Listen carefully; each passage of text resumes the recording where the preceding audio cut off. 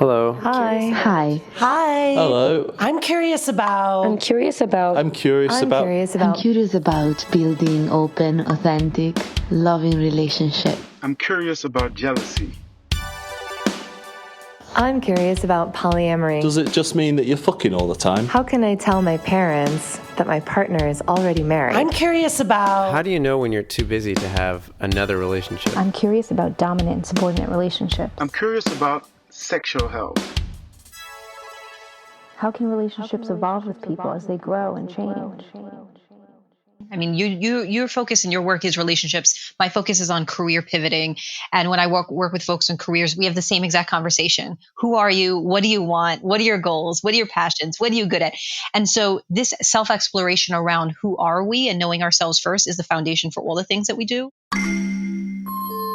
Hi, welcome to the Curious Fox podcast.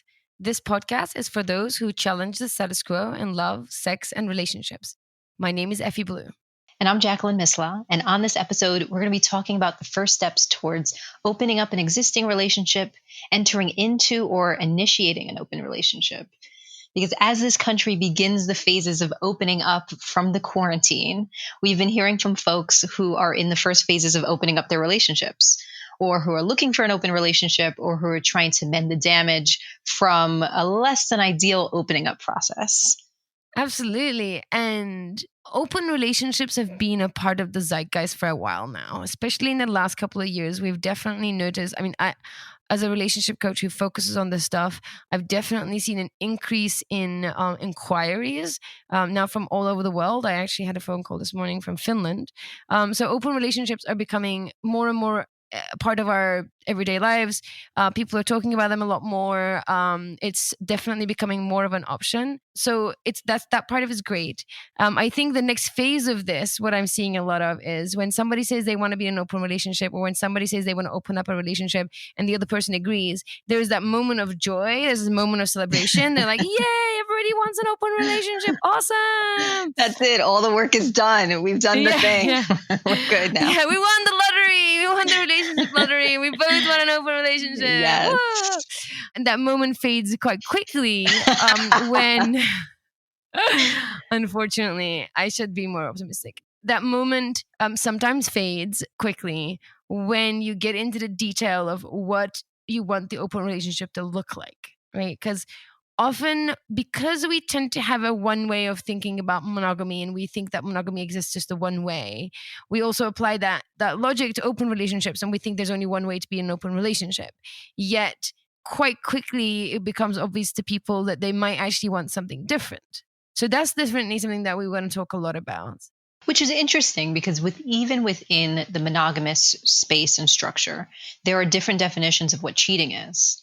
That conversation never happens, right? So some folks, if you think about someone else, that's cheating. If you flirt with someone else, that's cheating. If you go to a strip club, that's cheating. But if you have sex with someone, if you kiss someone, and so if in one person's mind, flirting is cheating and the other person, intercourse is cheating, then they may need to get on the same page. And similarly, in non-monogamous relationships, if for one person being able to have a hookup or a one night stand at a party is what open means, and the other means having a full relationship where they split their living time between two people, open clearly means two different things to those two different people, and they should have that. Yes. Yeah, that's a conversation that really needs to be had, and everything in between, those are the two extreme ends. Like somebody just wants to hook up versus somebody wants a full-on relationship. There's a whole bunch of variations and versions of that in the middle that you just need to get on the same page. That can be difficult sometimes. Also, people change what people think it is changes. So, for example, when you say you want an open relationship and in your head you're thinking about, oh, I just want a bunch of hookups, you then assume that's what your partner wants as well. So you gear yourself up towards like, oh, I want an open relationship because I imagine that means that we're just hooking up with people randomly every now and then. And then when it becomes when the other person makes different requests or have different desires, then people can sometimes like backpedal and be like, no, that's not what I want. That's not what I want. And that's not what I want in an open relationship. So before you even attempt to open up, we need to stop, pause, reflect on many, many things. And this is what we're going to talk about today. And one of those things is definitely, what does open relationship mean to you? I think the other thing that is important for us to explore today is when we think about opening up, and as we should, we think about the good things, right? We're going to get new connections. We're going to get some new relationship energy and flirty energy. We're going to get to meet new people. And that is incredibly exciting. I think the part that people do not necessarily realize is that what it will bring up for you personally and what it will bring up for the relationship. And so I think what we want to focus on today, and if you join us on Wednesday, the 24th of June, what we're going to be exploring in even more detail is being able to understand some of those things in advance so they don't catch you by surprise. Right, exactly. I mean, one of the things I tell people is when you are bringing this up with your partner, is not to go into this like evangelizing mode and talk about how amazing it's going to be and talk about only the good things. Because if that's the only thing that you can think of, if you can only think of all the good things and you can't think of a single worry, a single concern, a single point of pause, my guess is that you haven't thought it through. Because this is a big change for anybody. And if you are in a relationship, opening up a relationship is very similar to turning on stadium-sized floodlights onto your relationship, which was previously probably dimly lit. Imagine that your relationship is a home that is dimly lit, and it has been dimly lit for years. And there are things in the home that you don't see anymore. There are the dust bunnies in the corners and the stains on the couch, and the room that maybe you stop going into because that's kind of where you throw all the things that you may need one day, but not really going to deal with that right now. And so you happily living in this home, and then you decided to open up your relationship. Imagine now that you turn on all the brightest lights. In fact, you bring in some extra floodlights from the outside. You plug them all in. You turn them all on. Now you see your home in bright light. You see all the dust bunnies and all the scratches on the walls and the stains on the couches that you haven't dealt with. Do you approach the door to the room of things that haven't been handled and the mail that hasn't been sorted? And now that's what you're dealing with. And it is really, really, really important to get your house in order before you invite anybody else in there. Because all the things that those stains, those dust bunnies are going to become very irritating very, very soon. They're going to become annoying. All the unsaid things are going to come to the surface. All the conversations that have been ignored are going to suddenly become very pressing issues. All the scratches on the walls, the things that you've said to one another that was once hurtful and was never had closure are going to suddenly become wounds, open wounds. And that is just what this kind of change does to relationships. And that's, opening up is a big change. Like Jackie said, on Wednesday, June 24th, we are going to go and work with people we're going to walk through their houses, and we're going to point at the dust bunnies, and we're going to point at the stains on the couch, and we're going to suggest ways to clean up, to tidy up, to organize, to feel really good in that house with the floodlights on, so that when you start to invite people, you know where you can host them, you know how you can feed them, you know where you can have space on your own, where you can create space with others. And that's what we're going to work on Wednesday, June 24th. And today we just want to talk about a little bit about what that looks like, what that process looks like. Yeah, I think that's true. I think, you're talking, which I love, this analogy of the house and the dust. Now that it is, so right now, depending on when you're listening into the future, we are in June in New York City.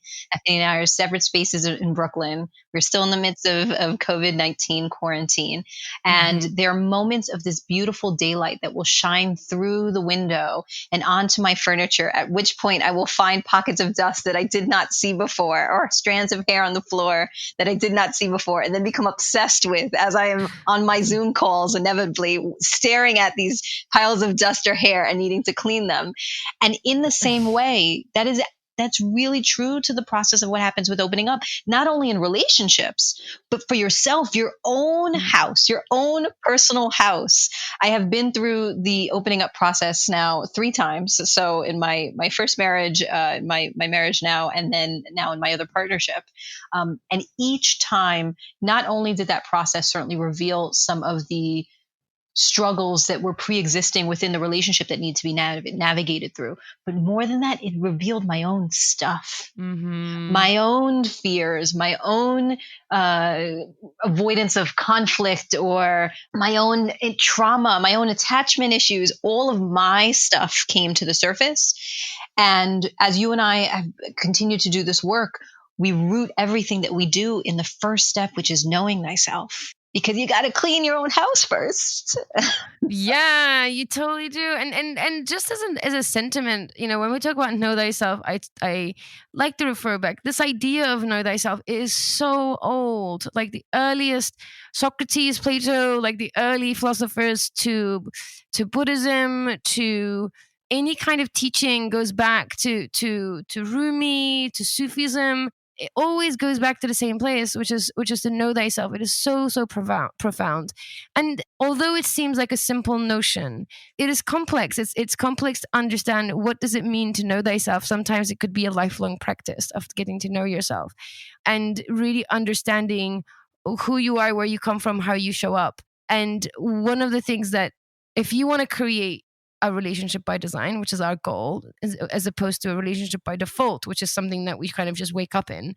You really need to understand those things about yourself. And one of the things I think we want to create, both in this training that we're going to do, and also chat here about what is the context, what are the areas that you want to know about yourself, to want to become clear about yourself, that is going to be relevant to your relationship structure.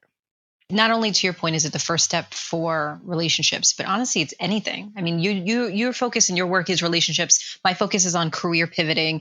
And when I work with folks in careers, we have the same exact conversation. Who are you? What do you want? What are your goals? What are your passions? What are you good at? And so this self-exploration around who are we and knowing ourselves first is the foundation for all the things that we do. And so there are 3 questions that we are going to invite you to ask yourself today. And we're going to go through further when Effy and I co-facilitate on the 24th. And those 3 questions are: who am I and what do I want? How does my past impact my present? And how do I communicate my desires and my needs? And so I'm wondering if you can go through that a little bit. Let's go through some of the details. What does that even mean? Right. Who am I? Such a big question. Who am I? Who am I and what do I want? So I think the most important thing about that particular question is to start with, you are an individual that exists with your own story, your own narrative, your own history. Before you even get into the details of it all, you really need to recognize yourself as an individual. Often just because of the way that we parent in the West, just because our social structures have been set up the way they have, we don't get the pause, the developmental period from having our needs met and being taken care of by our parents, to then going into a relationship where we also get, where we also need to work towards getting our needs met and being taken care of, or taking care of the other person. And we'll talk a little bit about that. But because we don't get that, often there isn't a pause where you actually do that things for yourself. Like, you don't sort of go, I am taken care of and my needs are met by my parents, to now I am an individual in the world and I will do those things for myself, to now I'm in a relationship and I will carry on doing those things and get to a place of mutuality where my partner or partners and I will do it for each other and be in support roles for one another. Because that middle step is missing, one of the most important things to think about with when you're thinking, who am I and what do I want, is to recognize, to really physically in your body, recognize yourself as an individual that exists with your own needs and wants and desires and narratives and history. And that could be, frankly, in opposition to everything you've heard up to this point, right? So we are, depending on your gender identity, depending on your culture, selflessness may be a high tenet and a core value, right? To be selfless is such a compliment. And essentially that means void of self. Mm-hmm. And so in many spaces and places, we have been taught to prioritize other people's needs, to drown out our internal desires because they are not appropriate, or they're just not a good fit for the particular family or community or tribe that we are a part of. And so as a result of that, we have been conditioned actually not to pay attention to ourselves. Mm-hmm. As children, we're listened to our parents, we're listened to grownups, and then somehow magic dust should fall from the sky at the age of 18, and we should suddenly understand who we are and what we want and be able to make adult decisions. And for many of us, we were not taught to listen to ourselves and to go through that process. And as adults now, we're learning how to do that. Yes. And sometimes we learn how to do that in relationship with other people, but also trying to figure out for themselves. So it's a bit of a shit show sometimes. Yes. No, it's so true. That is actually, that's a better definition of opening up. I'm trying to learn about myself while you're learning about yourself, while we're inviting other people in who are learning about themselves, and none of us are necessarily doing it well all the time. Yeah, exactly. And it's the hard, I think, like, who am I is such a like a big existential question.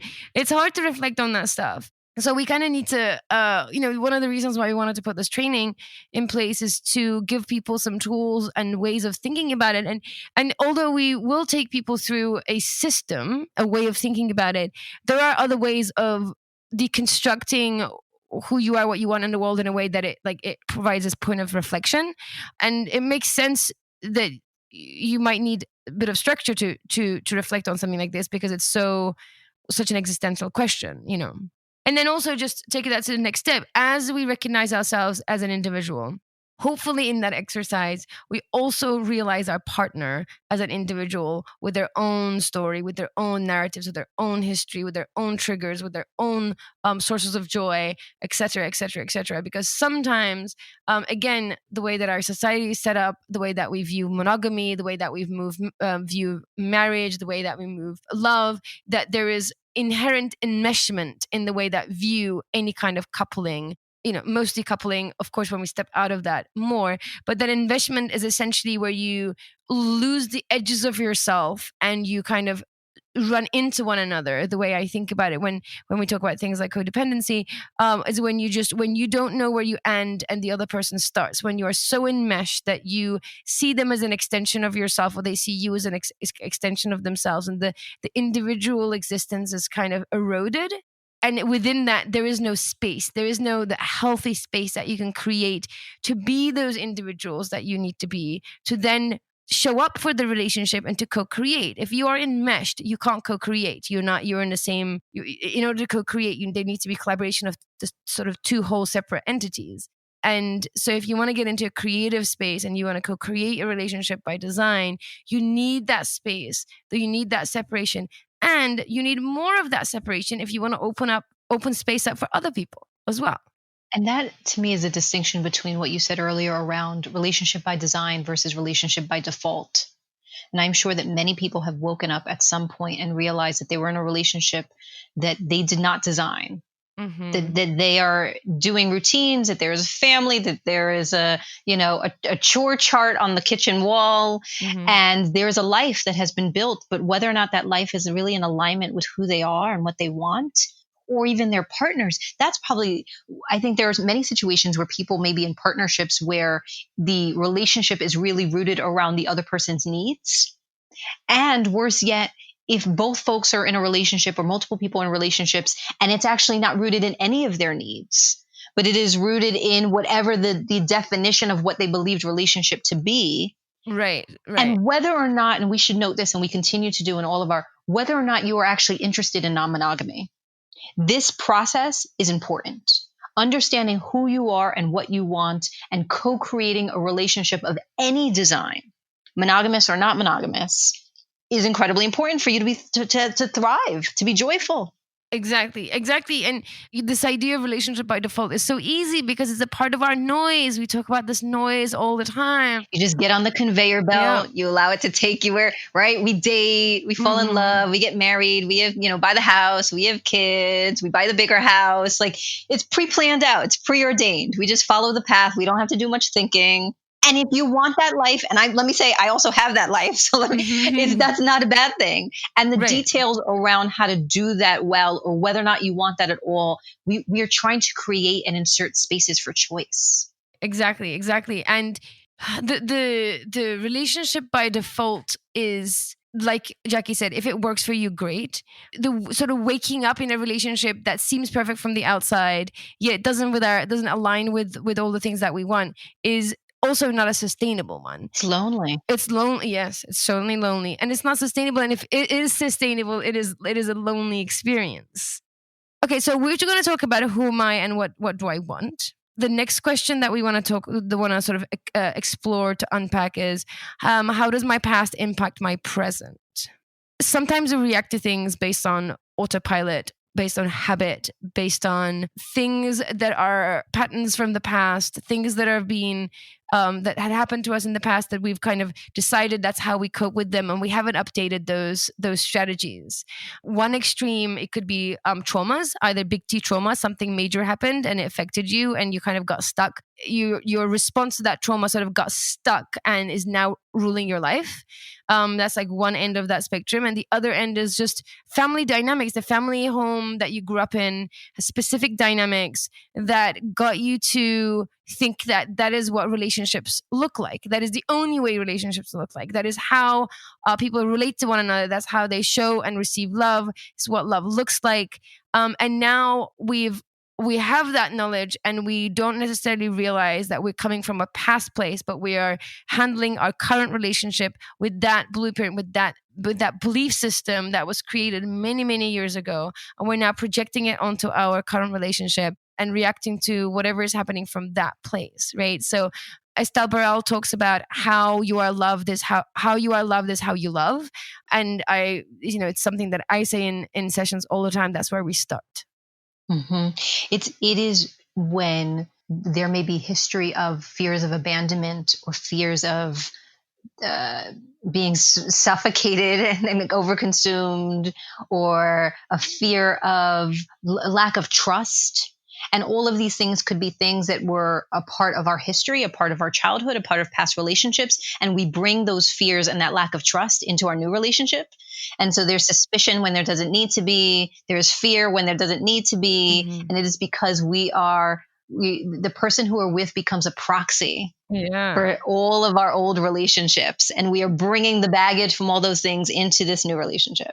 Absolutely. I had a session with a client yesterday. She and her husband have been together for 28 years. 28 years relationship. And she says with her own words, he has given me no reason. I have no evidence that I should doubt him. Never, not a lie, no transgression, always in integrity, man of his word. Not a single reason I can show you, not a single evidence I can give you that he's going to lie to me, leave me, or do things behind my back. Yet I wake up every morning, I imagine the worst. And that has nothing to do with that relationship. We talked about it, and it's to do with the household that she grew up in. It's to do with the inconsistency that she saw from her father, that he would say one thing and not show up, and he was in and out of the house. So that's a decision and a belief system that got installed back then.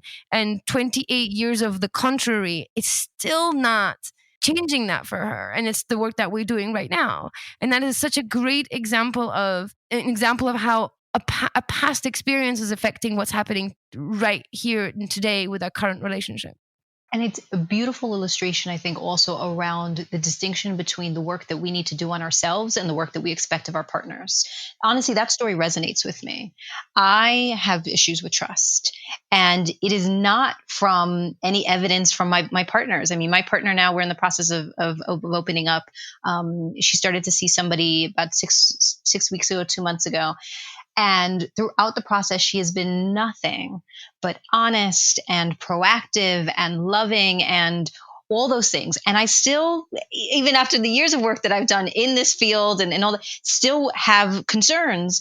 And it has nothing to do with her. It has to do with my history. It has to do with my trauma. It has to do with my past experiences. And so as a result of that, what I would have done in the past was make her continue to prove herself. Mm-hmm. Continue to remind me that you love me. Continue to remind me that we're safe. Do this, do that. Follow this rule and this guideline. And I know now enough that this is not a her issue. This is not an us issue. This is something that I need to work through on my own. And so I'm doing that with therapy. I'm doing that in a few different modalities. But I think that example that you gave is fantastic, because it both illustrates that our past does impact our present. And then instead of in making sure that our current partners carry the burden of our past and our history and our trauma, that is actually our responsibility to do the work. And that's what we're talking about today, is how do you do the work? Exactly. And we should also note that sometimes those experiences from our past has affected our partner choice. So you might be seeing similarities, you might be seeing patterns of where you that mimic the household that you come from, right?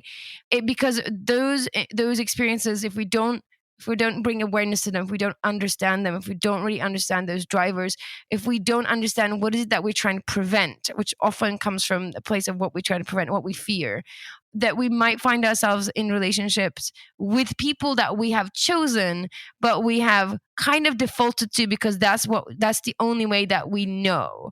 That the only way that we know is that love looks like people who are not available, or love looks like people who cling to you for their dear lives, because love looks like people who don't communicate very well, silence in the house, like no, everyone's civil, no one's having arguments, but they're also not having any conversations of any sort of any meaningful conversations. So it is fair to say you might be living out those past experiences over and over again because your partner choice might be affected by your experiences. It's a great point. But that doesn't mean to say that you can't make any changes right now, here and today. You can't make different choices within the same relationship with the same partner, and see what happens. And honestly, the work is the same. If you continue to get to know yourself, which is the first question, who am I and what do I want? If you understand how your past impacts your present, then both of those things, using some of the tools to be reflective in both those areas will help you make different partner choices, will help you realize the patterns that you have been falling into and then do something to interrupt that pattern. Exactly. And realize that only you will do the work on yourself. And you can't make expectations. You can't have expectations for other people to do work if they're not ready to, if they don't want to do it. You do need to stick with it and really get to know yourself, and then understand how those experiences are affecting your life today. And once you figure this stuff out, right? Once you figured out who am I, what do I want, and how does my past impact my present, then how do I then communicate my desires and needs to the people that need to know about them, right? And people can't read minds, and you need to find ways of communicating wants and needs and desires and triggers in a way that works for everyone. So you need to understand communication styles that align.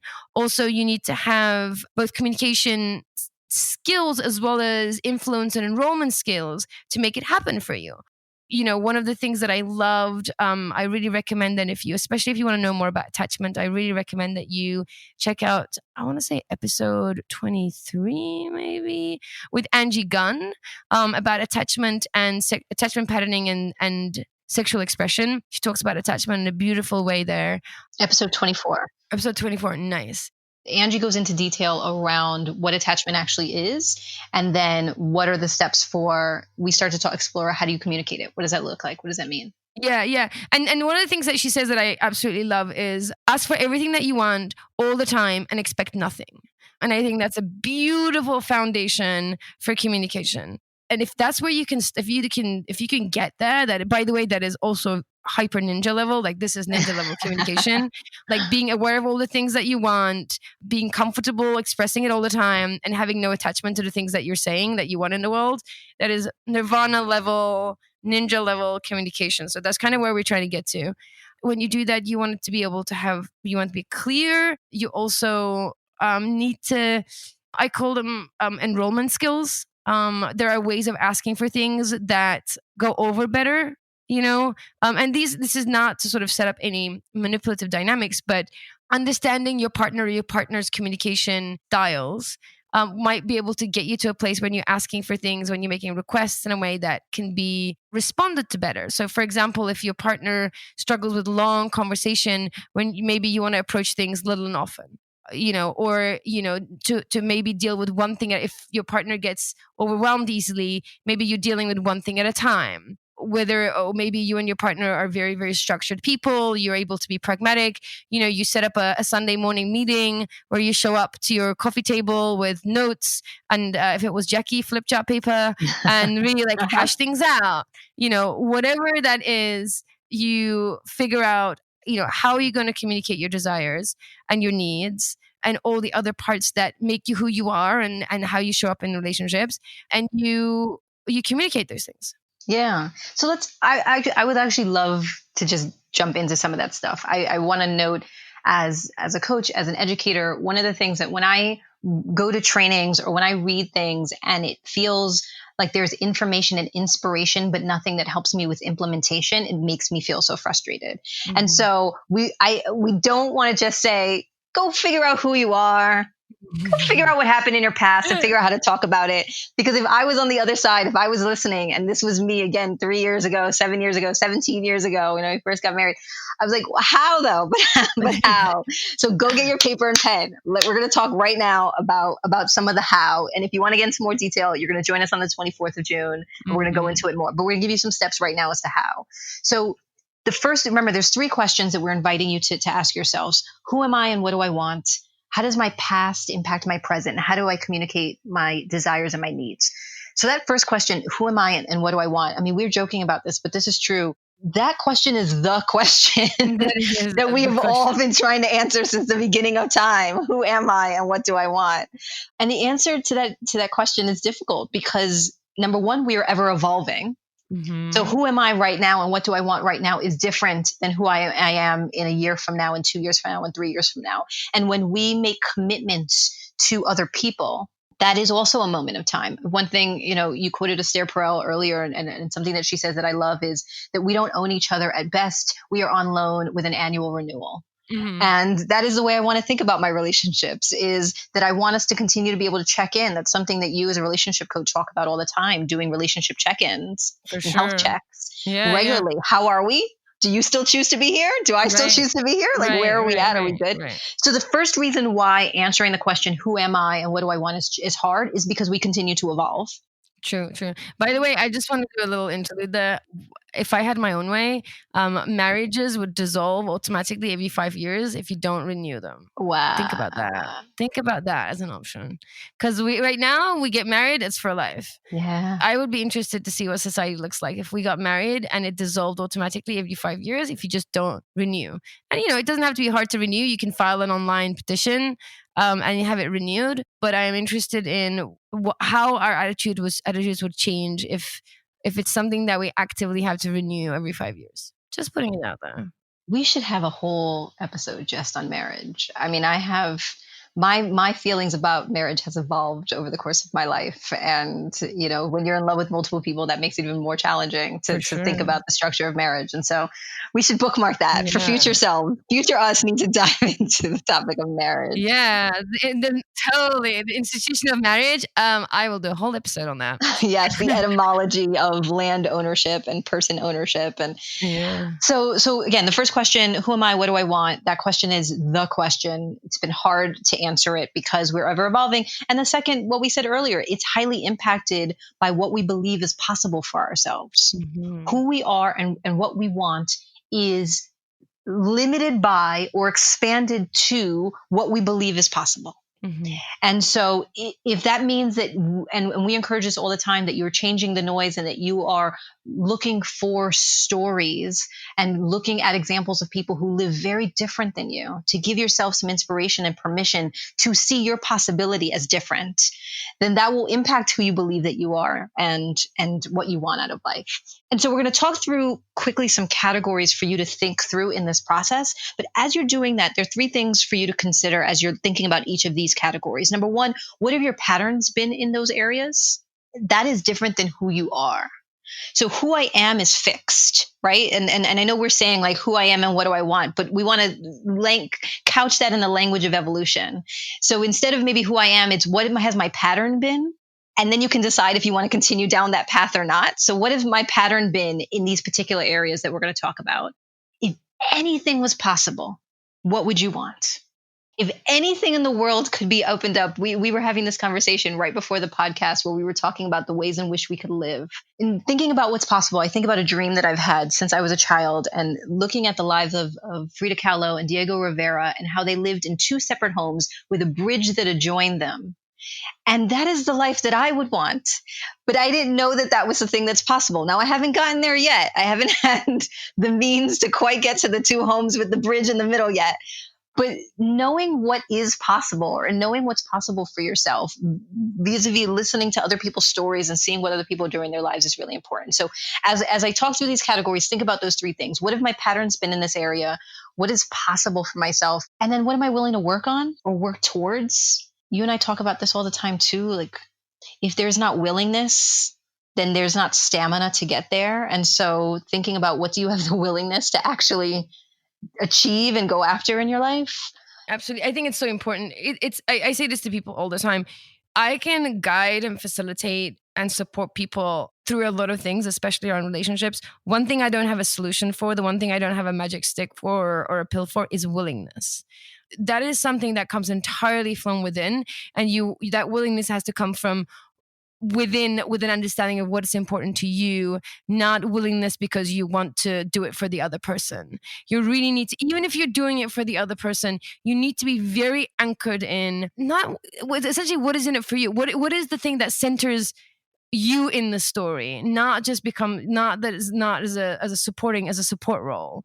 So I think that willingness is really key. And the other thing is people ask questions around like, will it work if one person is monogamous and the other person is non-monogamous? Or will it work if it's a long distance relationship? Will it work if this? Will it work if that? My answer is always the same. The answer is yes. Yes, it will work, because I have faith in humanity and the way that we are, that we can adapt and make anything work. The question is not, will it work? The question is, are you willing to do the amount of work required to make it work? Is it worth to you the effort to get the thing that you want? Yeah. Yeah. So some categories that you can think of when you're thinking about who am I and what do I want are, think about your emotional life, your love languages, how you feel and you show love, your emotional map, if you will. What does it look like when you're sad, when you're angry, when you're joyful? Like, and how do you get there? How do you emotionally regulate yourself? What does emotional intimacy look like for you? Can you and are you able to hold space for other people in their emotional times? Can you tolerate discomfort for yourself and for others? So thinking about yourself as an emotional being first. Again, what is the type of emotional space that you want to be in? What is the type of emotional home, relationship, and interaction and connection? Sitting with that. What have your patterns been? What do you believe is possible? What do you want for yourself? And what are you willing to work towards in terms of your emotional self?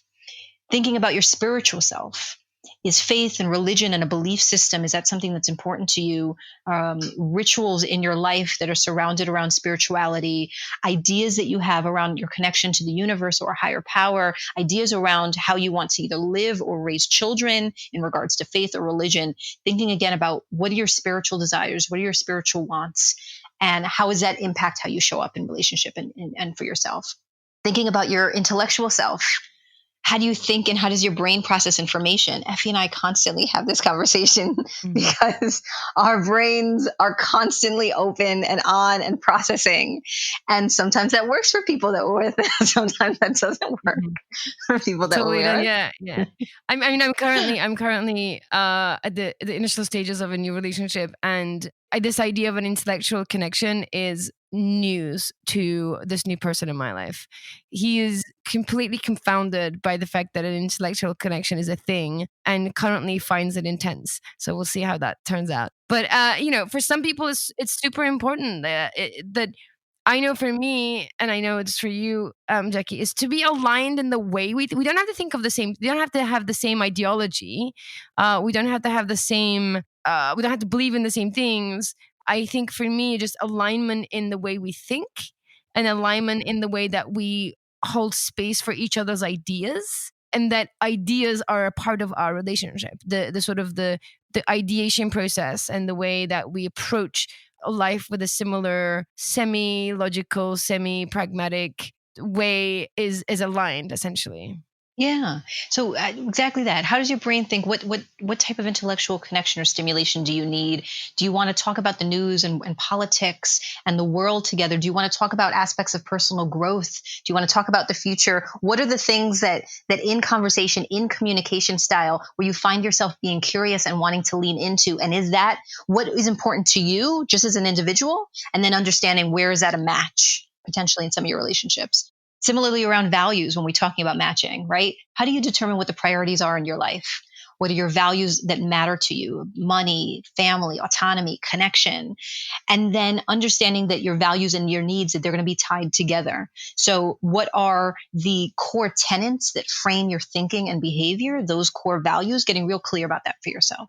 When it comes to your profession, your work, your career, how do you feel about your work? Does it feed you? How much time and energy do you spend working? I know that I go through ebbs and flows. And for much of my life, I have associated my work with part of my identity and my impact. And so I will spend days and hours and long periods of time doing work. And that's something I need to know for myself, and someone who's partnered with me would need to know. We think about that in terms of our domestic lives. So what kind of home environment do we want to create and live in? What kind of environment do we want to thrive in? Do we want to have children? Do we want to live near extended family? What do we want from our social lives? Do we enjoy spending social time with other people, friends, families, dates? How much money do we want to spend on social time? Our physical selves, so our routines, our health routines, our nutrition, our exercise, and then our sexual selves, our drive, our desires, our turn-ons, our explorations, right? Our blueprints that we just learned from Jessie Fresh, our erotic blueprints, our kinks.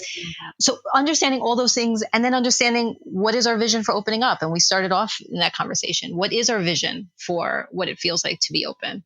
Exactly. And some of the reasons why we want to be open as a part of that conversation, the vision, and also in a way, the mission, like we want to open up the relationship. Why? What is it that we want to create in the world? What is it that we want to create for ourselves? What is it that we want to create for the good of the unit? And those are things that also is really important to get centered within yourself. Like, why are you doing this? And what do you want it to look like? So I think those are really important.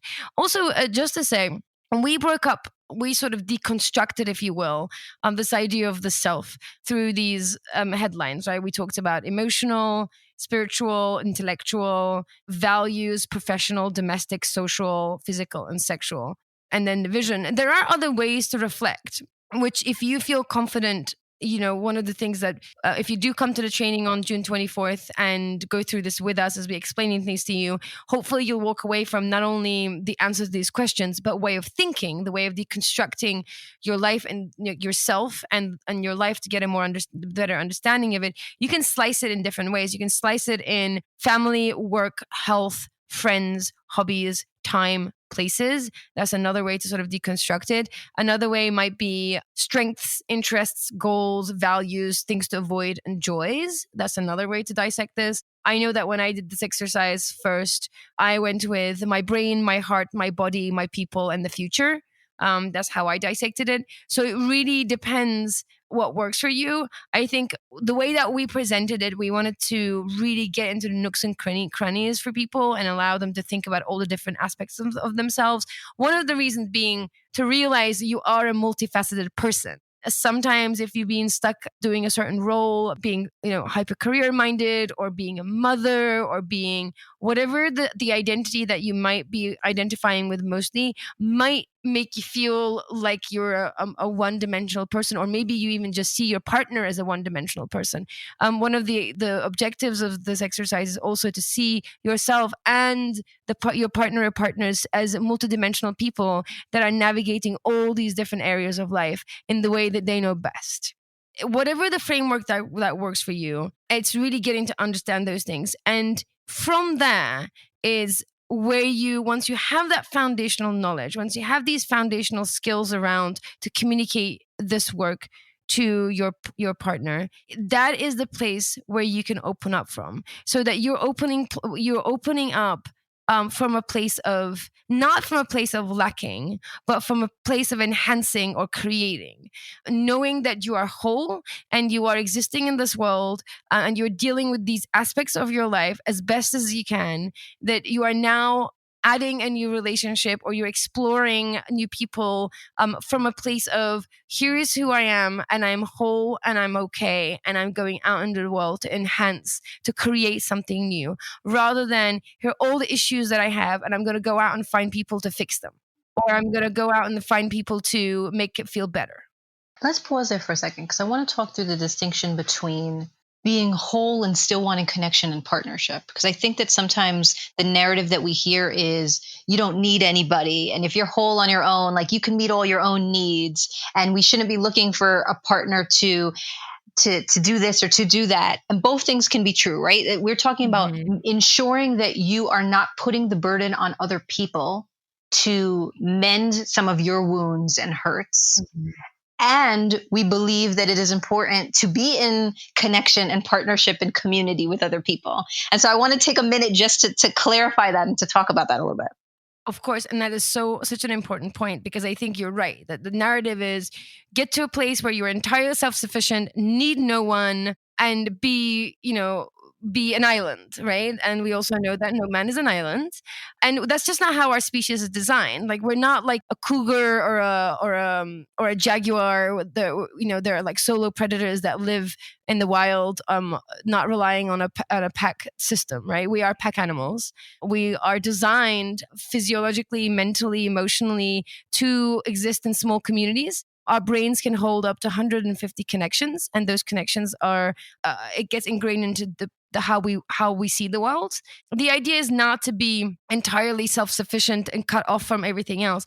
The idea is to be self-sufficient in the way that you meet your needs with the support of others, so that you are not attached to specific strategy, that you have flexibility, that you have agility in the way that you regulate yourself and the way that you meet your needs, that you're not just attached to a single person for a certain need to be met in a very specific way. For example, if you have a need for connection, and this is very rudimentary, right? So we all have a need for connection. It is just a human nature. If you can only think of the only way that you can think of to meet your need for connection is to be with your partner at that very particular time, regardless of what else is going on, that is not sustainable, because you're relying on that is what we mean about relying on other people. However, if you're able to get into a place where you're like, I know myself to know that what I need right now is connection, and I can meet this need for connection in a myriad of ways. I can check in with my partner if they're available. If not, I can call my best friend and see if they're available. I can log into a Facebook group that I find to be supportive and see what people are doing there, so that you are self-sufficient in that you are figuring out how you're going to meet your need, but you're not doing it in isolation on an island. You are still enrolling people. You are still reaching out. You are still connecting. You are still engaging with others to have those needs met. But ultimately, you're figuring out all the different ways in which you can meet your needs. Yeah, there's two examples that come to me right away. One is around touch, particularly sexual touch, that I think the narrative could be, you don't need anybody else, just masturbate. It's the same. Masturbation's amazing, and it's not the same. And it's okay to want physical and sexual touch from someone else. I think what we're saying is the strategy around it has to be this way or look like this or be at this time are things that we want to revisit potentially, because it's about co-creation of that need, co-creation of the strategy to meet that need. There's another example that has nothing to do with relationships, that many of us who work is really important to us. If we don't feel validated at work, if we don't feel like we're getting the impact or the feedback that we want, we may then rely on our partnerships to get more of that validation and praise. And so those of us who love gold stars and want to hear that you're doing a great job, that if you're not getting that at work or in somewhere else in your life, you may then be expecting that from your partner. You don't tell me that I'm good enough. You don't tell me that I'm beautiful enough. You don't tell me that and that's really a need that you have for validation, which is not a bad thing. But the strategy of just trying to get it from that one partner, as opposed to looking for other areas of your life to meet that need, or really reevaluating your own negative self-talk and figuring out if there's that gap because you're talking badly. And so you're hoping that someone else's praise will override your negative self-talk. It's about the strategy, but it's not that we expect everyone to do everything on their own and not do things in partnership, not need things from other people or want things from other people. Right. And in fact, I always make that distinction between independence and interdependence. A lot of the time we have this talk of like, I'm an independent person. I'm, we associate freedom with independence. The idea is that we are by species an interdependent species. We are, and our modern lives are very much interdependent. We need the mailman to bring our mail to us, and we need the grocery store to stock up their shelves so we can do our grocery shopping. We are interdependent species-wide, and we are interdependent in relationships. I think it's important to understand what that interdependence looks like, but it is not, there is no really having relationships in isolation. that connection is what a relationship starts with, the connection. And so if you do your own personal kind of check-in of who am I and what do I want in this moment, and you get a sense from yourself, okay, these are all the things that I want, and here's the gap between what I have and what I want, then you can determine, okay, can I meet some of these strategies on my own? Where can I meet it through friends? Can I meet it through this? And where do I actually want this from partnership? And it's okay to want those things from partnership. And you can decide if you are thinking about opening up, what needs can be met within your current partnership and what needs do you want met potentially, or what strategies are going to leverage to meet those needs in another partnership, and ensure that there's alignment around that. And as we're talking about this, then the next step is to think, okay, so now I have a sense of who I am and what I want. Now I got to think, well, how does my past impact my present? So I have a snapshot in time right now of this moment of who I am and what I want. How much of that is really informed by what I've experienced and what's happened to me up until this point and the relationships I've been in up until this point. And so I think that you have shared, if people are interested in learning more about attachment style, again, we encourage you to go to the episode that we did with Angie Gunn. But you talk, Effy, about a strategy of looking at preserve, prevent, and create that I think is a really interesting way of looking at our childhood and looking at our past relationships and thinking about our current relationships. Absolutely. I think one of the really powerful exercises that you can do with a partner or partners is to tell your story of the way that you grew up. First of all, come out with that story, write that story for yourself to really sort of reflect back on what was the household I grew up like? What was it like with my parents? Who were the primary caregivers in my life? Who were the influencers in my life? What were the dynamics in the household? How were my parents or parents, how they showed up with each other, with themselves, towards me? All that stuff, it becomes the blueprint or the map to how we feel about relationships and how we imagine relationships to look like. So this is where, when I do sessions with people, that's where I start. We talk about the current relationship and we go way back and we tell the stories of the household that we grew up in. So if you haven't done that with your partner or partners, I would really recommend just like telling that story. And if you're somebody who's, and take turns in like actively listening and hold witness to what they're saying, hold space and be a witness to what they're saying. Because I think it's one, it's revealing, and two, it's one of those moments I think you really see your partner separate from you and in their own experience, because you realize they just come from a very specific background that is affecting their decisions today. And when you do that, when you figure that story out for yourself, a really good exercise to do is to look at it and decide which areas of your childhood and the way that you developed that you want to preserve in your current relationship. What are the areas that really, the way that your parents spoke to you, or the parents that connected with you? What are the aspects of what you think a relationship is or should look like? What are those areas that you want to preserve in your relationship? Once you figure that out, the question to ask, what are the areas that you want to prevent from happening again? Right? So what are the areas that you found challenging, that you felt was potentially traumatic? What are the areas that left you lacking, left you wanting, left you maybe left out, things that you needed and didn't get? Right? What are those things? What are the things that you want to prevent from the childhood that you've had? And the next stage is to create. What are the things that you want to create that you didn't get to do in that household? What are the dynamics that you want instead? What are the rituals, traditions that you want to install in your current relationship? What are the areas that you want to have a different experience? And really think about what is it that you want to create that is different from where you come from. Doing that exercise will give you a lot of insight into how you are showing up in relationships and how you can have more choices around that, right? I remember when you first shared that with me, and it may have been in a podcast or maybe in an individual conversation. And I remember immediately afterwards calling my partner and saying, we have to do this. We have to have this conversation. Because as soon as you said it, I realized that so much of what I was doing in my relationships was rooted in prevention. Yeah, prevention is essentially fear-based. We prevent things that scare us, right? Kind of logical. We prevent things that scare us.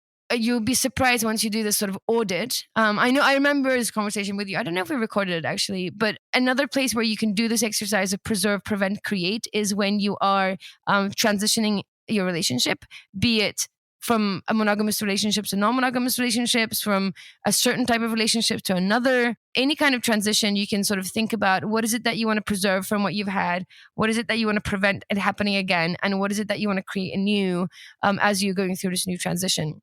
I think it's powerful in the form of a childhood because it has such an impact on how we live and love today.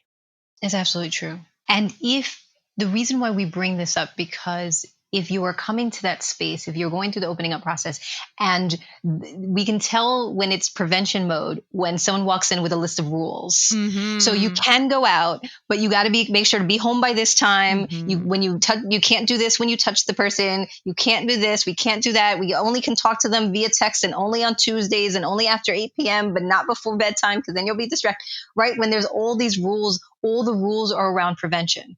Now, absolutely, I want to talk through this because there's a difference between rules and boundaries and promises and guidelines. And there should be shared expectations. Mm-hmm. There should be dialogue around what are our boundaries, what will make us feel comfortable, what are some of the agreements that we will have integrity around. Mm-hmm. And those things should be around preserving the core unit, preserving what has been created and established and what you want to create. Mm-hmm. That is very different than preventing feeling scared or left out or afraid. And if those feelings are there, it's an opportunity then to explore, to lean into it with curiosity and not with judgment. If I have, I have fallen into this trap many times where I'm like, not this day, not this time, not this thing, not that. And I have to sit back and be like, okay, what is that about for me? What am I trying to prevent and why? And have they given me any reason, any cause to believe that I should be navigating through this conversation in this way? And the rules that you just come up with, are they really going to help you feel safer? The chances are they're not. So if you like, oh, I'm trying to prevent this thing, and here are a bunch of rules that are going to make that happen. It's not even a Band-Aid. You're just misguided. You need to understand what is it that you're trying to prevent, and can you flip it into something that you can create, right? So if you want to prevent abandonment, right? You do some soul searching and you get to a place and you're like, I want to prevent abandonment, and then you can install a bunch of rules, or you can come up with a bunch of rules that somehow makes you feel like your partner is not going to abandon you. Let's say you say they can only speak to this person so many times. Another way to look at that is, well, okay, what's the opposite of abandonment? Is connection, right? What is it going to take for us to create connection that feels safe, connection that feels secure, connection that feels meaningful, connection that feels sustainable, connection that feels long lasting, right? These are the sort of the light side of abandonment. And if you can think about, well, what would it take for us to create those things, then you are going to have much more of a positive experience. And it's going to be about co-creation. It's going to be about agreements. It's going to be about shared expectations rather than rules, punishment. Because frankly, rules does not create connection. Right. I know from experience. Yes. You can put as many rules as you want under the idea that really, frankly, rules create longing for the other person. Rules create confinement. Rules create resentment, which is the opposite of what you're actually trying to create with those rules. Right. And we can just do a whole episode, frankly, on rules. But and this leads to the last question that we are asking people to think through, which is, how do you then share your needs? How do you share your desires? How do you communicate? And part of what gets in the way of that is fear. It's what we're talking about: fear of conflict, fear of the worst case scenario. I'm going to share this with you, and that you're going to then think that I am too emotional or too needy or too clingy or too avoidant or don't care, and you're going to leave. I think that's the important part, that they're going to leave and they're going to get up and like slam the door and leave in that moment. Yeah. Right. And if, for those of us who are overthinkers, may have role played that out in your mind of like, where will I put my stuff and where will they put their stuff? And you start going through these scenarios in your mind rooted in fear around the communication. Sometimes it could be that. Sometimes it's just lack of language. If you particularly grew up in a household where healthy conflict resolution was not role modeled for you, it may be really challenging for you to even find the words to say, this is what I want, this is what I need. We encourage you to take a look and listen at our podcast around nonviolent communication.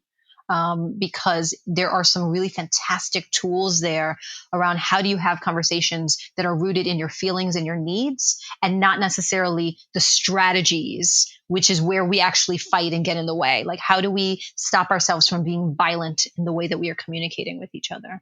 Absolutely. And I think no more severe this lack of language shows up than it does in sex, because it's such a taboo subject and such a stigmatized subject that I come across a lot of the time that when we don't talk about sex, right? And then sometimes it's because we don't have language. And I think the last episode we did with Jessie Fresh, she was talking about blueprints, the erotic blueprints. One of my biggest takeaways is like, regardless of which blueprint you identify with, whether you believe in the model or not, it's giving you language. It's giving you language that allows you to talk about senses and arousal and pleasure and touch and the way to like get feedback from your partner. All that kind of stuff is, a lot of the time, it's just lack of language. We just don't know the words to ask for things. We don't know the combination of the words to make requests without it sounding like a demand, or with it really getting to the heart of what is it that we need,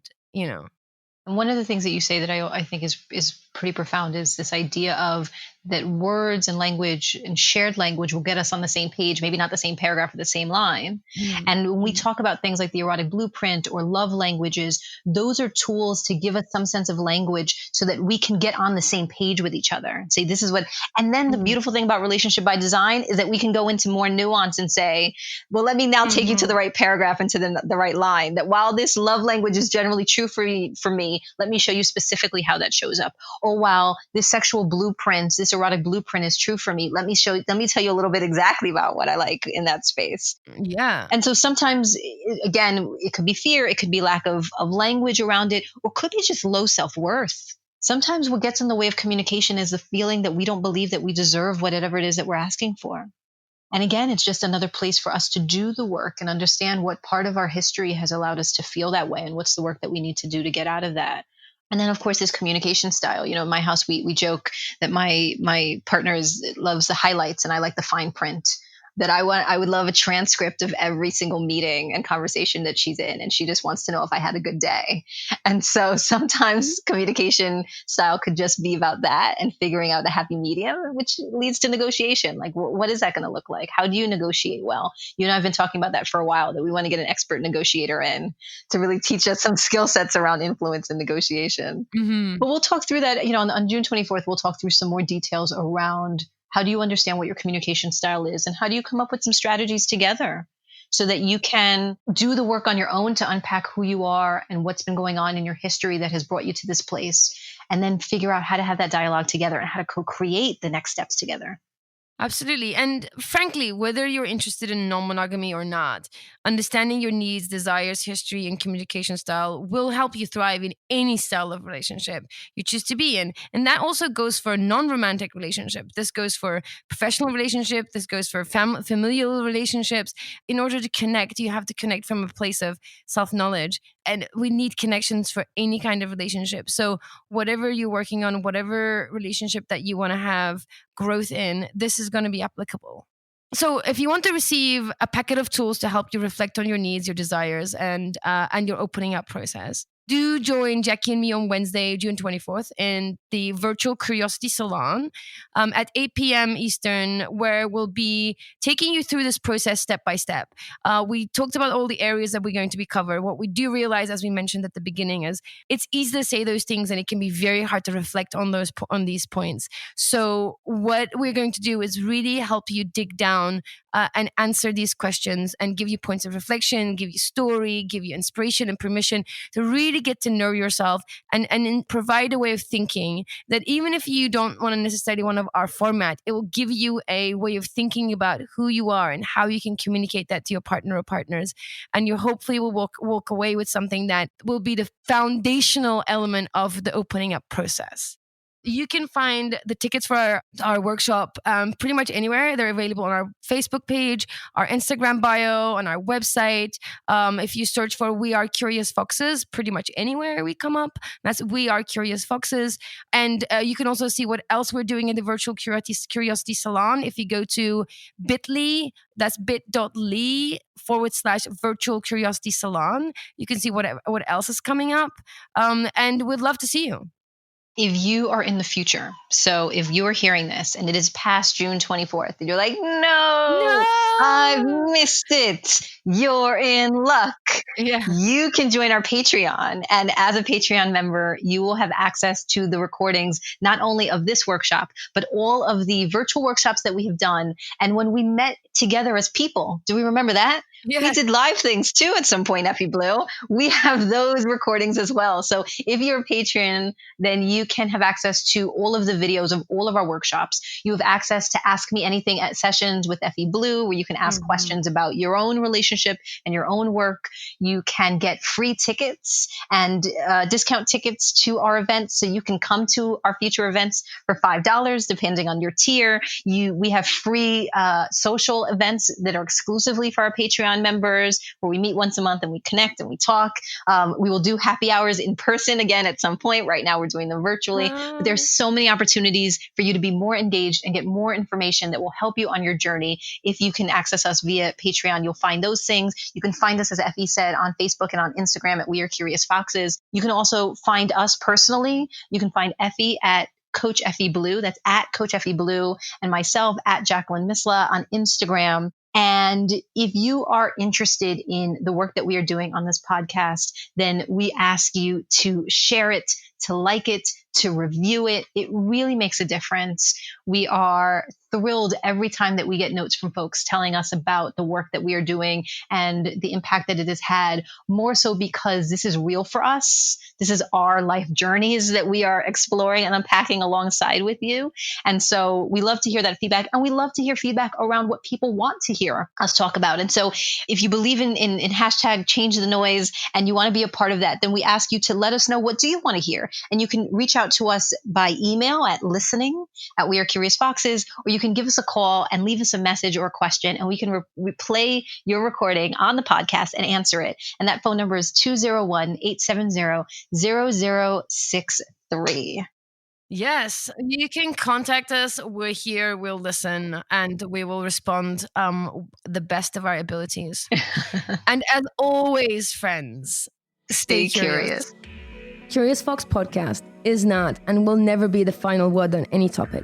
We solely aim to encourage curiosity and provide a space for exploration through connection and story. We encourage you to listen with an open and curious mind, and we'll look forward to your feedback. Stay curious, friends. Stay curious. Stay curious. Stay curious. Stay curious. Stay curious. Stay curious.